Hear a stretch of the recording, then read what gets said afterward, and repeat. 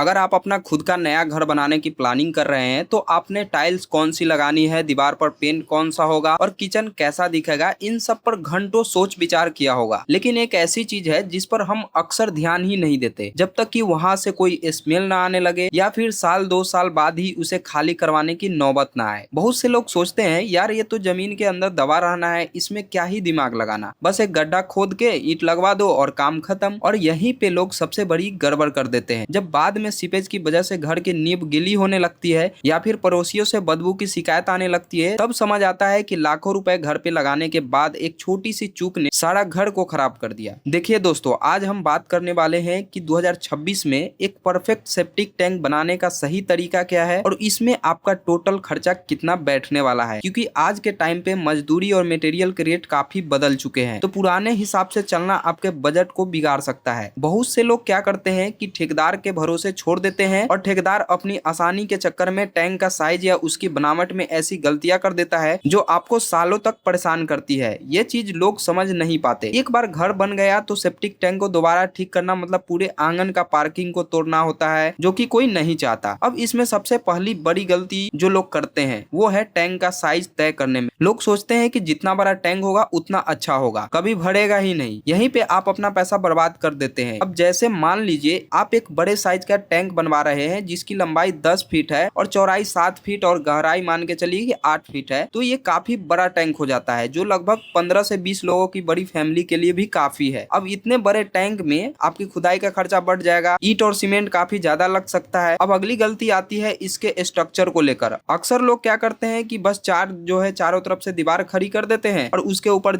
उसका ढक्कन लगा करके और बोलते हैं कि चलिए बन गया सेप्टिक टैंक। आपके टैंक से बदबू ना आए और वो जल्दी ना भरे तो आपको उससे कम से कम 3 चैम्बर में बांटना चाहिए। पहला चैम्बर भारी कचरे के लिए यानी कि सॉलिड वेस्ट के लिए होता है, दूसरा पानी फिल्टर होने के लिए और तीसरा होता है सॉक पिट, यानी कि जो पानी जो ओवरफ्लो होकर के आएगा वो सॉक पिट में जाएगा और सॉक पिट में जाने के बाद वो पानी सूख जाएगा। उससे क्या होगा कि कभी भी हमारा टैंक भरेगा नहीं। तो ऐसा आपको सेप्टिक टैंक बनवाना है जो कि 15 से 20 साल तक वो भरे ही ना। एक और चीज है जो लोग अक्सर नजरअंदाज कर देते हैं, वो है प्लास्टर और वाटर प्रूफिंग। बहुत से लोग सोचते हैं कि ईंट की दीवार है, पानी तो जमीन सोख ही लेगी, लेकिन भाई साहब यही पानी जब धीरे धीरे आपकी दीवार के रास्ते घर की फुटिंग तक पहुंचता है तो करोड़ों का घर सीलन की वजह से अंदर खोखला होने लगता है। इसके बजाय आप क्या कर सकते हैं कि अंदर की तरफ से अच्छे से प्लास्टर करवाएं और उसमें कोई अच्छा वाटर प्रूफिंग केमिकल जरूर लगवाएं। ये छोटा सा खर्चा है लेकिन आपको भविष्य की बहुत बड़े नुकसान से बचा सकता है। और हाँ, गैस पाइप लगाना मत भूलिएगा। अक्सर लोग इसे दीवार के पीछे कहीं छोटा सा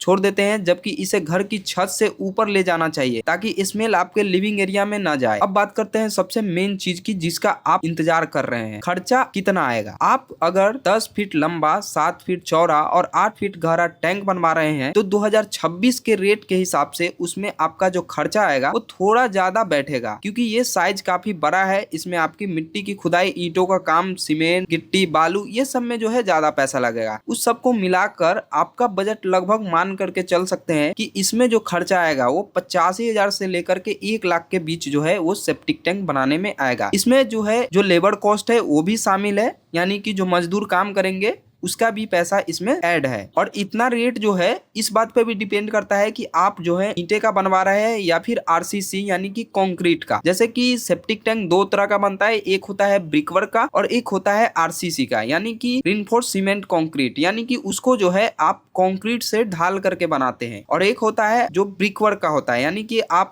आउटर 10 इंच का आप ब्रिकवर्क करके और उस सेप्टिक टैंक को बनाते हैं, जो कि आप लोग इस वीडियो में देख सकते हैं। तो इसमें 15 से 20% तक खर्चा कम लगता है। वहीं आप आरसीसी का बनवाते हैं तो आपको इसमें 20 से 25% खर्चा बढ़ जाएगा जब आरसीसी की तरफ जाएंगे। लोग अक्सर पूछते हैं कि क्या हमें इसे पार्किंग के नीचे बना सकते हैं। बिल्कुल बना सकते हैं, लेकिन तब आपको ऊपर का जो लेंटर है यानी कि जो उसके ऊपर का छत है उसकी मोटाई और उसमें जो सरिया आप लगाएंगे उसका आपको खास ध्यान रखना होगा, खासकर इतने बड़े टैंक के लिए, क्योंकि 7 फीट चौड़ाई और लोड ज्यादा आता है। अगर आपने वही कंजूसी कर दी तो कल जब उसके ऊपर गाड़ी आप खड़े करेंगे तो उसमें डर रहेगा कि वो सेटल ना हो जाए। तो इसके लिए आपको क्या करना है कि उसके ऊपर का जो छत है उसको आपका थिकनेस वहां पे बढ़ा देना है, जिससे कि कभी भी वो गाड़ी चढ़ने के बाद वो टूटे ना और आपका जो पैसा लगा है वो बर्बाद ना हो। अभी तो ये शुरुआत है, इसमें पाइपिंग की ढाल कितनी होनी चाहिए और इसमें जो है सोख्ता यानी कि गड्ढा जो हम लोग करेंगे सॉकपिट बनाने का, वो सब जो है